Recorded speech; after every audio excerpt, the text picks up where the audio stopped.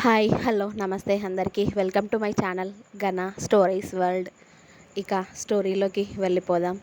Romance killer episode 7. అక్కడ చుట్టుపక్కల ఎవరెవరైతే షూట్ చేస్తూ ఉన్నారో వాళ్ళందరినీ ఓ కంట కనిపెట్టి విశ్వ ఒక చెయ్యితో డ్రైవ్ చేస్తూనే ఇంకో చెయ్యితో గన్తో వాళ్ళ పాయింట్ బ్లాక్లో షూట్ చేసేశాడు. అంతే, దెబ్బకి అందరూ నేలకి ఒరిగారు. సుహ విశ్వ చేస్తుంది అంతా చూస్తూ షాక్లో ఉంది. ఇక అందరూ చచ్చారు అనుకున్నాక విశ్వ ఒక సైడ్ స్మైల్ ఇచ్చి కార్ని పక్కకి ఆపాడు. అప్పుడే విశ్వ కారు చుట్టూ ఇంకో 4 కార్లు వచ్చి చేరాయి. భైరవ్ ఇంకా గార్డ్స్ వచ్చారు. అదే టైంలో బాయ్ నీకేం అవలేదు కదా అని భైరవ్ వచ్చి విశ్వాని అడిగాడు. భైరవ్ అలా అడగడంతో విశ్వ ఒక లుక్ ఇచ్చాడు భైరవ్ వంక. నాకేం అవుద్ది అని.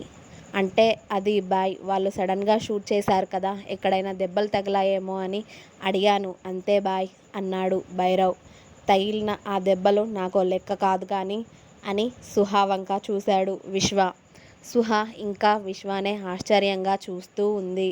సుహ విశ్వ వంక చూస్తే విశ్వ మాత్రం సుహాకి చెయ్యికి తగిలిన దెబ్బలని చూస్తూ oh my god it's bleeding అని అతడి కర్చీఫ్ తీసి సుహ చెయ్యి పైన గ్లాస్ పీసెస్ పడిన దగ్గర పెడుతూ ఐఎమ్ సారీ సుహ అన్నాడు.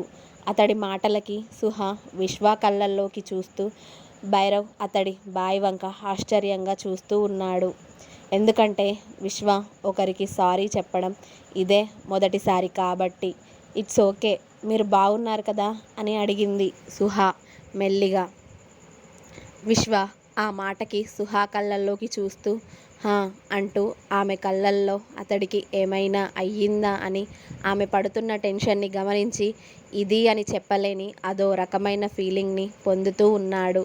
సుహ కూడా ఆమె గాయాలని పక్కన పెట్టి విశ్వకి ఏమైనా అయిందా అని కంగారు పడుతూ ఉంది. ఓకే, ఇక నేను వెళ్తాను, ఇప్పటికే లేట్ అయింది నాకు అంది సుహ. బట్ మీ చేతికి దెబ్బలు తగిలాయి సుహ, వాటికి ట్రీట్మెంట్ తీసుకోరా. ఐఎమ్ సారీ నా వల్లే మీకు ఇలా అయ్యింది అన్నాడు విశ్వ.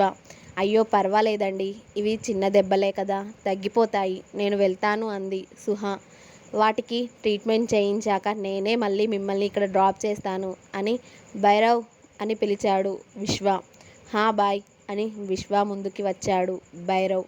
ఇక్కడ దగ్గరలో హాస్పిటల్ ఉందా అని అడిగాడు విశ్వ.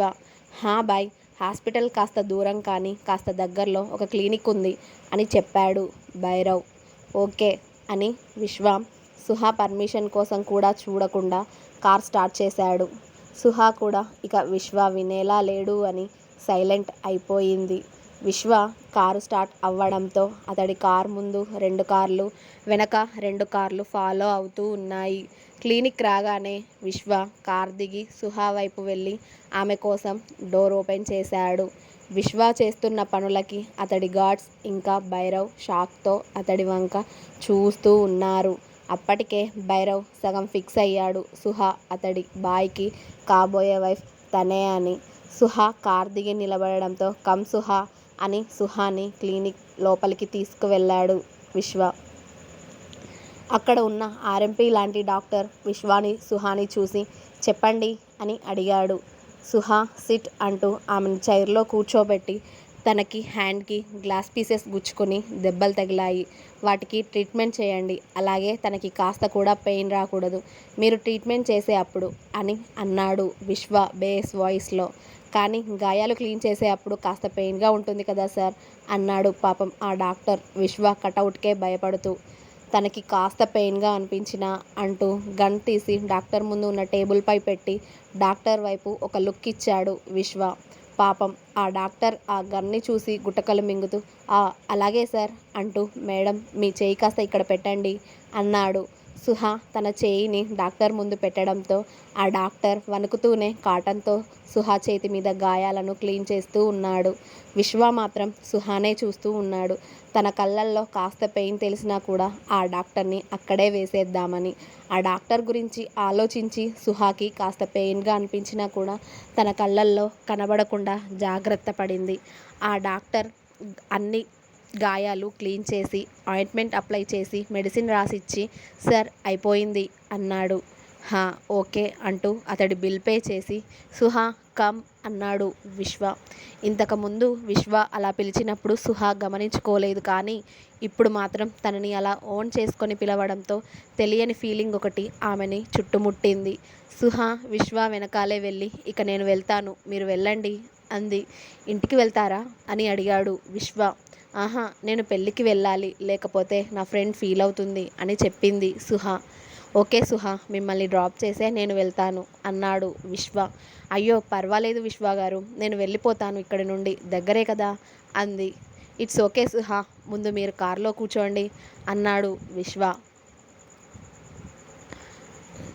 ఇక విశ్వ వినేలా లేడు అని సుహా కారులో కూర్చుంది. విశ్వ డ్రైవ్ చేస్తూ, ఎందుకు పెయిన్గా ఉన్నా కూడా మీరు బయటపడలేదు అని అడిగాడు. సుహా విశ్వ వైపు చూసి, మరి ఆయన్ని మీరు అలా భయపడితే ఎలా అంది. సుహా నువ్వు బాధపడితే నాకెందుకో నచ్చలేదు అన్నాడు విశ్వ ఏ భావం లేకుండా. ఆ మాటకి సుహా ఇంకా ఏం మాట్లాడలేదు. మళ్ళీ సుహాని ఫంక్షన్ హాల్ దగ్గర దిగబెట్టాడు విశ్వ. కార్ దిగబోతున్న సుహాని సుహా అని పిలిచాడు విశ్వ. హా అని వెనక్కి తిరిగింది సుహా. థ్యాంక్ యూ, నా కోసం మీరు అంతలా రిస్క్ చేశారు అన్నాడు. దానికి సుహా చిన్నగా నవ్వి, ఇట్స్ ఓకే అండి, అండ్ మీకు కూడా థ్యాంక్ యూ లిఫ్ట్ ఇచ్చినందుకు, బాయ్ అని చెప్పి సుహా ఫంక్షన్ హాల్లోకి వెళ్ళిపోయింది. విశ్వ వెళ్తున్న సుహానే చూస్తూ ఉండిపోయాడు. బాయ్ అని పిలిచాడు భైరవ్ విశ్వ దగ్గరికి వచ్చి. వాళ్ళని ఎవరు పంపించారో తెలిసిందా అని అడిగాడు విశ్వ సుహానే వెనక నుండి చూస్తూ. హా బాయ్, మొన్న నువ్వు అమ్మాయిలను కిడ్నాప్ చేస్తున్నాడు అని ఆ రసీద్కి వార్నింగ్ ఇచ్చావు కదా, ఆ బిజినెస్ ఆపేయమని వాడే నిన్ను చంపాలి అని ఇలా ప్లాన్ చేశాడు బాయ్ అని చెప్పాడు భైరవ్. సుహా పూర్తిగా లోపలికి వెళ్ళిపోయాక విశ్వ స్పెక్ట్స్ తీసి పెట్టుకుంటూ, వాడి దగ్గరికి పోనీ భైరవ్ అని వెళ్ళి స్టైల్గా కారులో కూర్చున్నాడు. అలాగే బాయ్ అని భైరవ్ కార్ స్టార్ట్ చేశాడు. వీళ్ళు ఆ రసీద్ ఇంటి దగ్గరికి వెళ్ళేసరికి అతడి ఇంటి ముందు ఉన్న మనుషులు విశ్వాని చూసి అతడి మీదకి రాబోయారు. విశ్వ కనీసం వాళ్ళని పట్టించుకోకుండా డైరెక్ట్గా ఇంట్లోకి నడుస్తూ ఉన్నాడు. విశ్వ పైకి వస్తున్న వాళ్ళని భైరవ్ ఇంకా వెనక ఉన్న గార్డ్స్ మడతపెట్టి పక్కకి పడేస్తూ ఉన్నారు. విశ్వ మాత్రం 2 చేతులు జేబులో పెట్టుకొని స్టైల్గా నడుచుకుంటూ ఇంట్లోకి వెళ్ళి హాల్లో మందు తాగుతూ కూర్చున్న రసీద్ని చూశాడు. ఏంటి విశ్వాబాయ్, ఇంకా నువ్వు చావలేదా హా అని వెటకారంగా ఓ నవ్వు నవ్వాడు రసీద్. నన్నే చంపేంత దమ్ముందా బే నీకు అన్నాడు విశ్వ. ఏ నువ్వేమైనా పెద్ద తోపా, నువ్వు ఆఫ్టర్ ఆల్ మనిషివేరా, నీకు కత్తి దిగుద్ది, నీ ఒంట్లో బుల్లెట్స్ కూడా దిగుతాయి, నువ్వు చావకపోవడానికి నువ్వేం దేవుడివి కాదు అన్నాడు రసీద్. హా, నేను దేవుడిని కాకపోవచ్చురా, కానీ ఆ చావు కూడా నేను డిసైడ్ చేసుకున్నప్పుడే నా దగ్గరికి వస్తుంది, ఆ లోపు ఆ దేవుడు కూడా నన్నేం చేయలేడు అన్నాడు విశ్వ పొగరుగా. అంతవరకు ఎందుకురా, ఇప్పుడే చంపేస్తాను నిన్ను అని 50 ఏళ్ళు ఉన్న ఆ రసీద్ అతడి వెనకాల ఉన్న గన్ తీసి విశ్వకి గురిపెట్టాడు. ఆ గన్ని చూసి రసీద్ వంక చూశాడు విశ్వ. నువ్వు అనుకున్నప్పుడు కాదురా, నీ చావుని నేను ఇప్పుడే రాస్తున్నా, చావు అని కసిగా ట్రిగ్గర్ నొక్కబోయాడు రసీద్. కానీ సెకండ్లో విశ్వ వాడి ముందుకు వెళ్ళి వాడి ఛాతీపై కాలు పెట్టి ఆ గన్ని విశ్వ చేతిలోకి తీసుకున్నాడు. గన్ని స్టైల్గా తిప్పుతూ కిల్లింగ్ స్మైల్ ఒకటి విసిరి రసీద్ వంక చూశాడు విశ్వ. రసీద్ విశ్వ వైపు ఆవేశపడుతూ చూస్తూ ఉన్నాడు. నన్ను చంపాలి అంటే ఈ గన్నులు, కత్తులు, ఇంకా నీలాంటి వెధవ తెలివితేటలు ఉంటే అవ్వదురా, చెప్పాను కదా, నా చావు కూడా నేను డిసైడ్ చేసుకున్నప్పుడే వస్తుంది అని అని నొక్కి చెప్పి, మంచిగా చెప్పినప్పుడు వినాలిరా, లేకపోతే ఇలానే మధ్యలోనే పైకి పోతావు, happy journey and good bye Rasheed అని వాడి గుండెల్లో బుల్లెట్లు దింపాడు విశ్వ. వాడు ఆ సోఫాలోనే వెనక్కి జారిగిలా పడి చనిపోయాడు అక్కడికక్కడే. విశ్వ వాడిని వేసేసి వెనక్కి తిరిగి ఆ గన్ని భైరవ్ వైపు విసిరి బయటికి నడిచాడు. విశ్వతో పాటే అక్కడి నుండి భైరవ్ ఇంకా గార్డ్స్ కూడా బయలుదేరారు.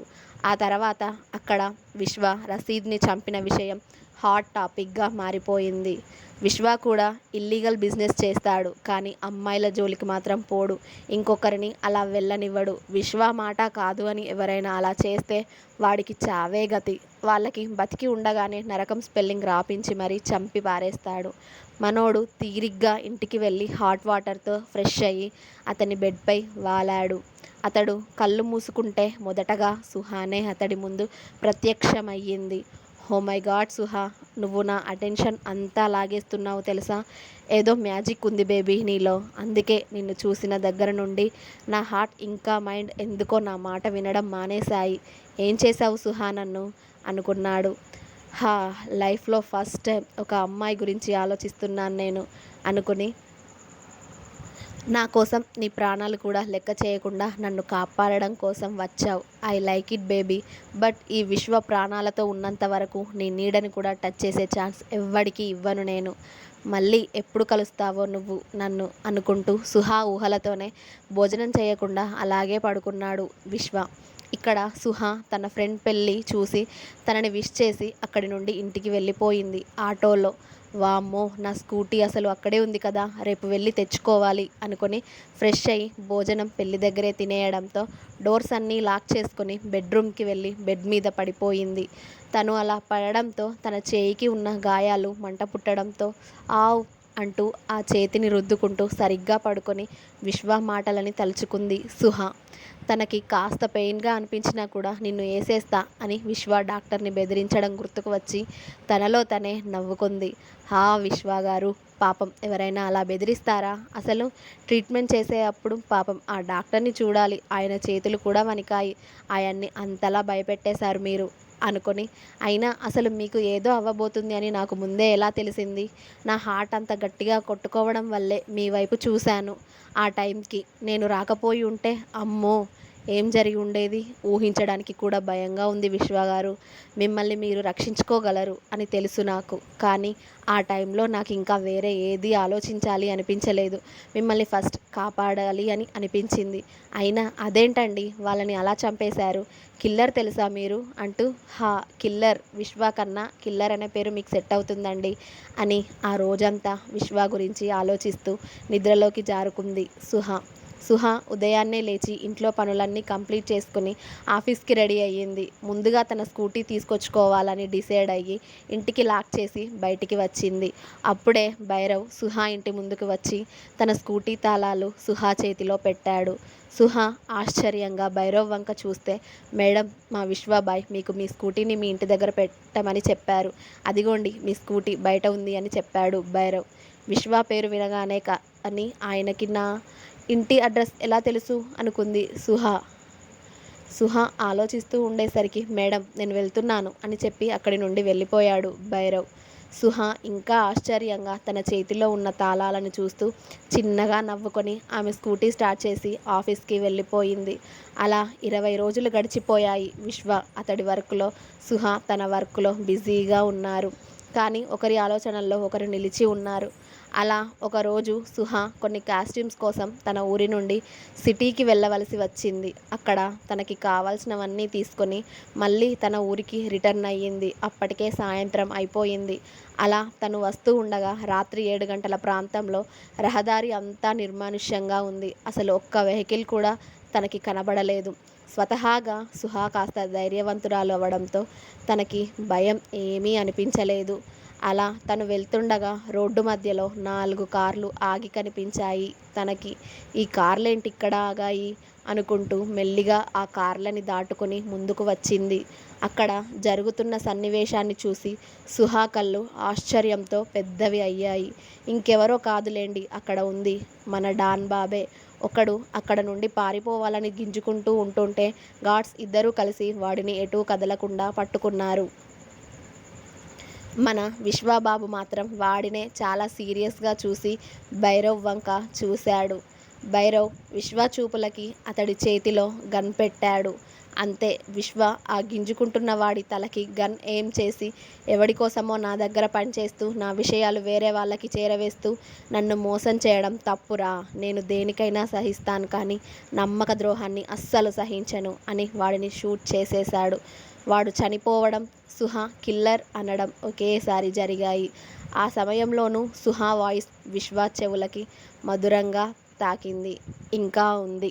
నెక్స్ట్ ఎపిసోడ్ రేపు వస్తుంది. మీకు నా స్టోరీ కనుక నచ్చినట్టయితే లైక్ చేయండి, షేర్ చేయండి, కామెంట్ చేయండి. అలాగే సబ్స్క్రైబ్ చేయడం మర్చిపోవద్దు. ఘనా stories world, please subscribe and thank you. Bye bye.